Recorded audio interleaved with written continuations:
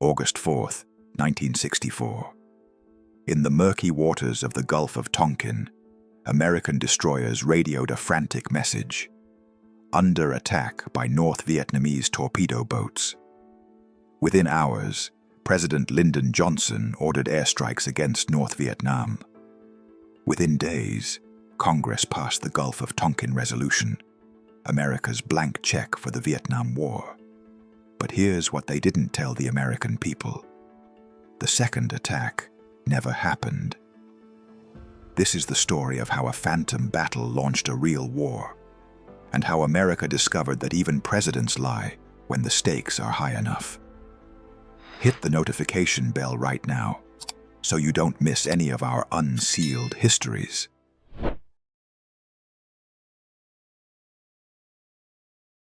Summer 1964. The Cold War was at its peak, and Southeast Asia had become the newest battleground between capitalism and communism. North Vietnam, backed by China and the Soviet Union, was fighting to reunify the country under communist rule. South Vietnam, propped up by American advisors and aid, was struggling to survive. President Johnson faced a political nightmare. The 1964 election was approaching, and his opponent, Barry Goldwater, was calling him soft on communism. Johnson needed to look tough without appearing to escalate the conflict. Enter Operation 34A, a series of covert raids against North Vietnamese coastal installations. American-backed South Vietnamese commandos would attack radar stations and naval facilities, then disappear into the night.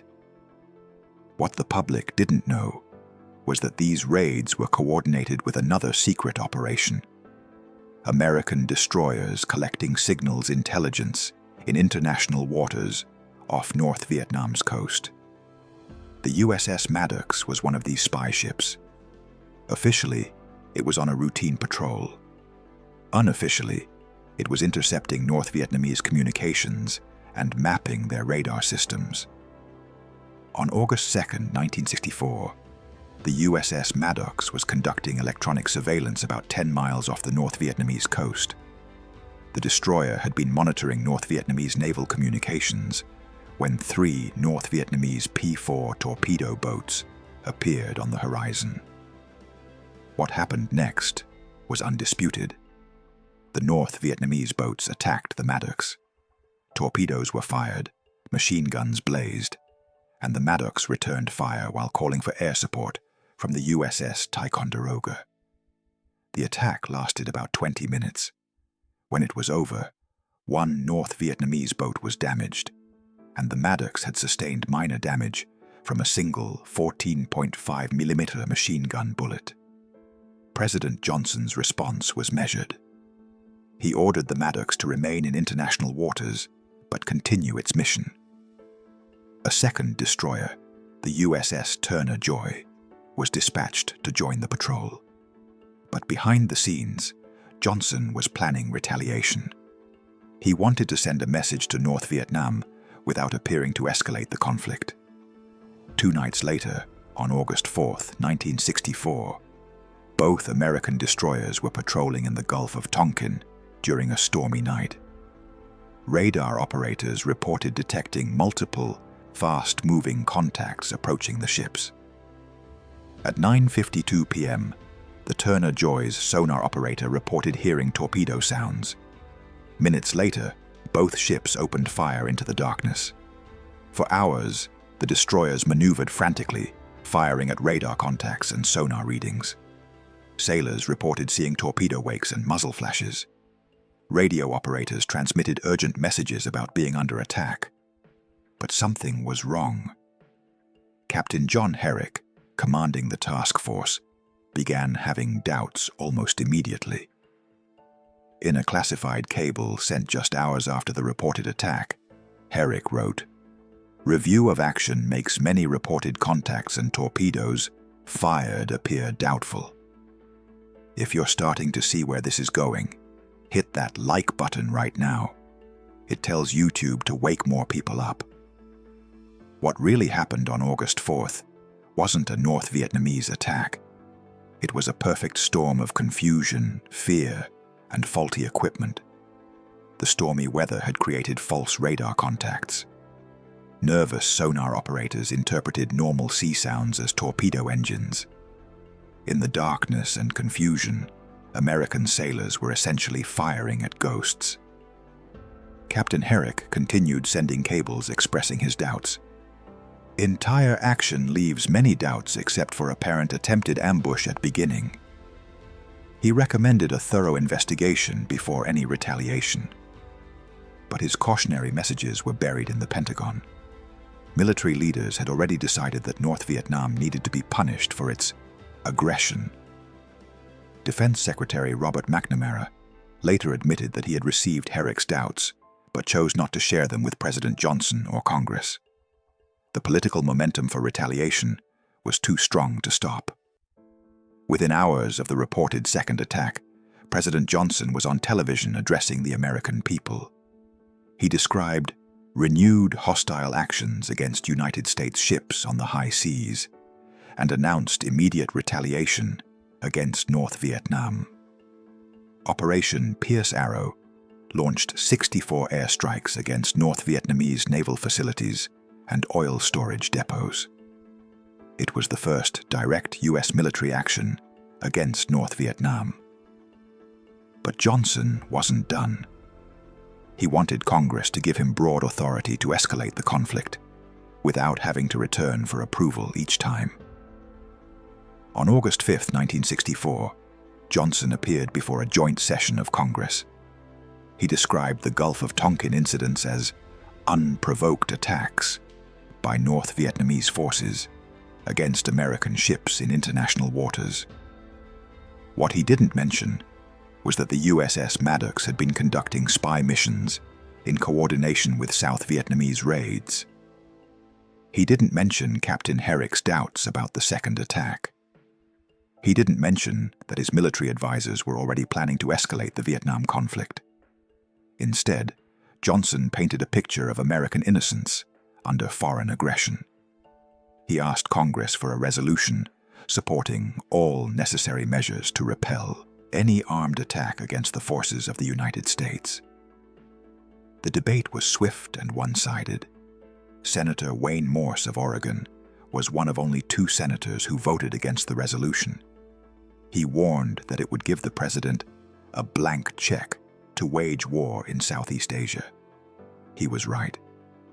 On August 7, 1964, Congress passed the Gulf of Tonkin Resolution by a vote of 416-0 in the House and 88-2 in the Senate. It authorized the president to take all necessary measures to repel any armed attack against the forces of the United States and to prevent further aggression. Comment, blank check, if you're realizing how Congress gave away its war powers based on a lie. The Gulf of Tonkin Resolution became Johnson's legal justification for everything that followed. Within months, he authorized sustained bombing campaigns against North Vietnam. By early 1965, the first U.S. combat troops were landing in South Vietnam. What began as a handful of military advisors became a force of over 500,000 American soldiers. The police action in Vietnam became America's longest war to that point. All based on an attack that never happened. For decades, the full truth about the Gulf of Tonkin incident remained classified. The National Security Agency possessed tape recordings of the ship-to-ship communications from August 4th, but they were kept secret. When these NSA tapes were finally declassified, they revealed the shocking truth. There was no second attack. The audio recordings showed confused sailors firing at radar ghosts and sonar phantoms in a dark, stormy night. One particularly damning piece of evidence was a conversation between Captain Herrick and his superiors, where Herrick explicitly stated, "There were no PT boats there. Nothing there but black water and American firepower." The NSA's own historians concluded there was not a second attack on U.S. Navy ships in the Tonkin Gulf in early August 1964. The truth about Tonkin became even more damaging when the Pentagon Papers were leaked in 1971. These classified documents revealed that the Johnson administration had been planning to escalate the Vietnam War months before the Gulf of Tonkin incident. The administration had been looking for a pretext to expand military action against North Vietnam. The Gulf of Tonkin incident provided exactly the justification they needed. Even more shocking was the revelation that Johnson's advisors knew the August 4th attack was questionable, but decided to proceed with retaliation anyway. Political considerations outweighed factual accuracy. The consequences of the Gulf of Tonkin deception were measured in more than just political careers. Over the next decade, 58,000 American soldiers would die in Vietnam. Millions of Vietnamese civilians would be killed or wounded. Entire regions of Southeast Asia would be devastated by bombing campaigns and chemical weapons, all justified by a congressional resolution based on an attack that never happened. Families of the dead never learned that their loved ones died because of a lie. The veterans who returned home broken and traumatized never knew that their suffering began with a phantom battle in the Gulf of Tonkin. The Gulf of Tonkin incident revealed fundamental flaws in how America makes decisions about war and peace. It showed how easily Congress could be manipulated into surrendering its constitutional authority to declare war. It demonstrated how military and intelligence agencies could shape political decisions by selectively presenting information. And it proved that even democratic institutions could be bypassed when leaders decided that secrecy was more important than accountability. The incident established a pattern that would be repeated in future conflicts: questionable intelligence, rushed congressional authorization, and escalating military commitments based on incomplete or false information. Drop your thoughts below. Were you aware that the Vietnam War was launched based on an attack that never happened? What parallels do you see with more recent conflicts? Today, the Gulf of Tonkin incident stands as a textbook example of how democracies can be led into war through deception and manipulation. It shows how quickly a small incident, real or imagined, can spiral into a major military commitment. The incident also highlights the importance of congressional oversight and the dangers of giving any president unlimited war powers.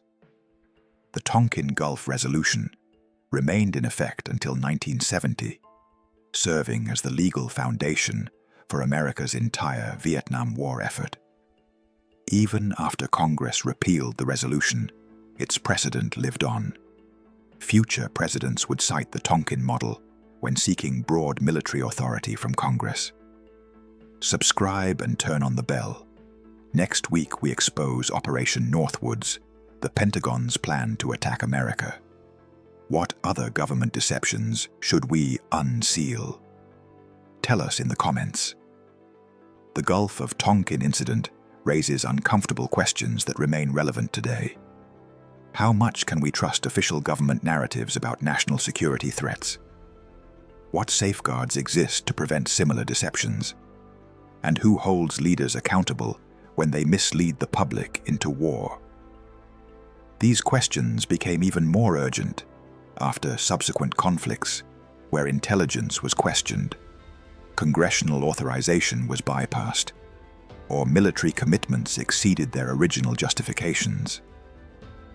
In 2005, an NSA historian finally published the definitive account of the Gulf of Tonkin incident, confirming what researchers had suspected for decades. It is not simply that there is a different story as to what happened. It is that no attack happened that night. The admission came 41 years too late for the millions who died in Vietnam. It came too late for the families destroyed by war. It came too late for the veterans who never understood why they had been sent to fight in a distant jungle. But it wasn't too late to learn the lesson. In a democracy, the truth about war and peace belongs to the people, not just to the leaders who wage it. This is unsealed proof, not paranoia. The tapes have been declassified. The documents have been released. The truth has finally emerged.